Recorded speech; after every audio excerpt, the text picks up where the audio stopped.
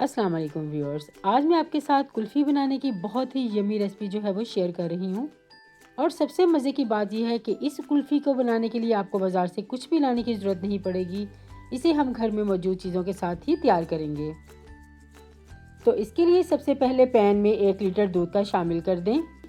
मैं यहाँ पर फुल फैट दूध यूज़ कर रही हूँ, आपने भी इसमें फुल फैट दूध का ही इस्तेमाल करना है। इसे एक दफ़ा से मिक्स कर लें। अब इसमें 3 अदद छोटी इलायची के खोलकर डाल दें। अब जितनी देर दूध में बॉयल आता है हम उतनी देर में क्या करेंगे, एक बाउल में लेंगे हम आधा कप दूध और साथ ही इसमें 1 टीस्पून भरकर कॉर्नफ्लोर के ऐड कर दें। इसे अच्छी तरह से मिक्स कर लें ताकि इसमें कोई भी लम्स ना रहे। अब इसे एक साइड पे रख दें। अब आपके घर में जो ब्रेड आती है ना, उसमें से 3 अदद ब्रेड के स्लाइसेस जो हैं वो ले लें। एजिस को मैं नाइफ़ की मदद से काट लूँगी। एजिस को मैं इसमें इस्तेमाल नहीं कर रही, लेकिन हम इसे वेस्ट नहीं करेंगे। इसे मैं चॉप करके सेव कर लूँगी और इसे हम ब्रेड क्रम्स तैयार कर लेंगे।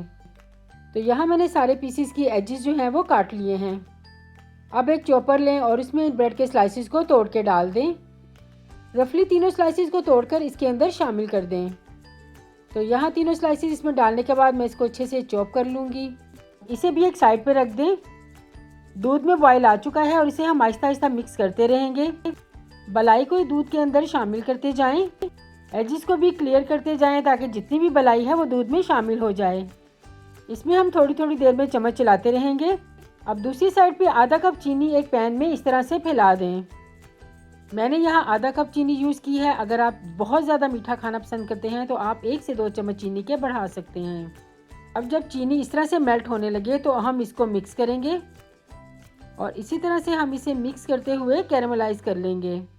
तो जैसे जैसे इसको हीट मिलेगी चीनी जो है वो कैरेमलाइज होना स्टार्ट हो जाएगी। इसे बस मिक्स करते रहें जब तक कि इस तरह का कैरेमल हमारा तैयार ना हो जाए।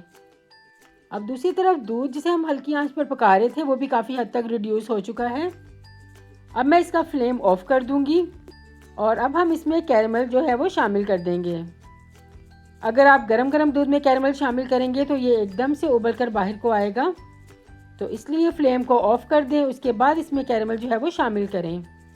कैरेमल दूध में जाते ही हार्ड हो जाएगी, लेकिन आपने परेशान नहीं होना। जैसे जैसे इसको हीट मिलती जाएगी कैरेमल जो है वो दूध में डिज़ोल्व हो जाएगी। तो यहाँ देखिए कैरेमल जो है वो डिज़ोल्व होती जा रही है और इसका कितना अच्छा सा कलर भी आ चुका है। तो इसे इस तरह मिक्स करते रहें ताकि सारे कैरेमल जो है इसके अंदर डिज़ोल्व हो जाए।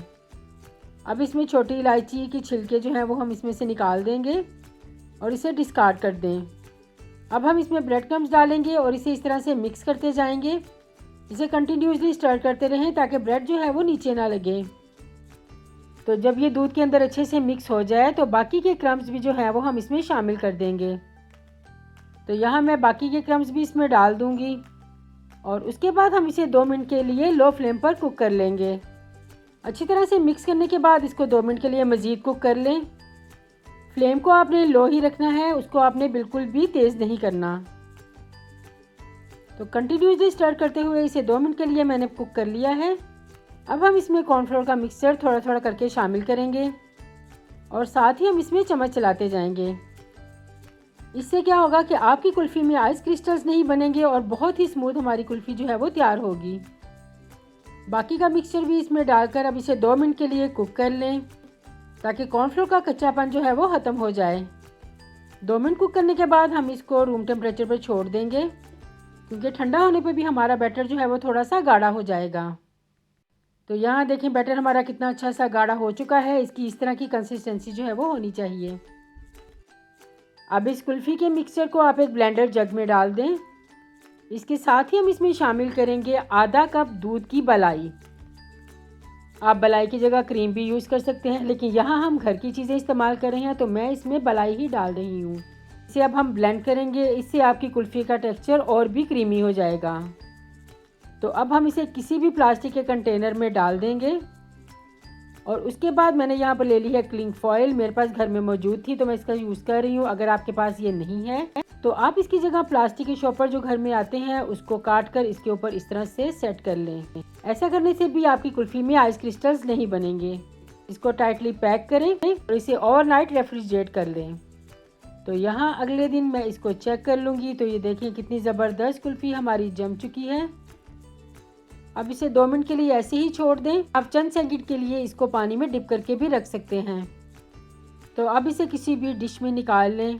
ऊपर से प्रेस करें तो ये इजीली बाहर निकल आएगी।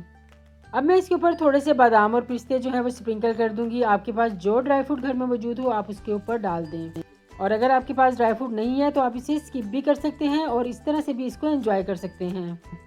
अब यकीन करें कि ये इतने मज़े की बनेगी कि आप इसको बार बार बनाना पसंद करेंगे। तो अब आप इसको बनाकर एंजॉय करें। मैं मिलती हूँ आपको किसी नेक्स्ट रेसिपी के साथ। तब तक के लिए अल्लाह हाफिज़।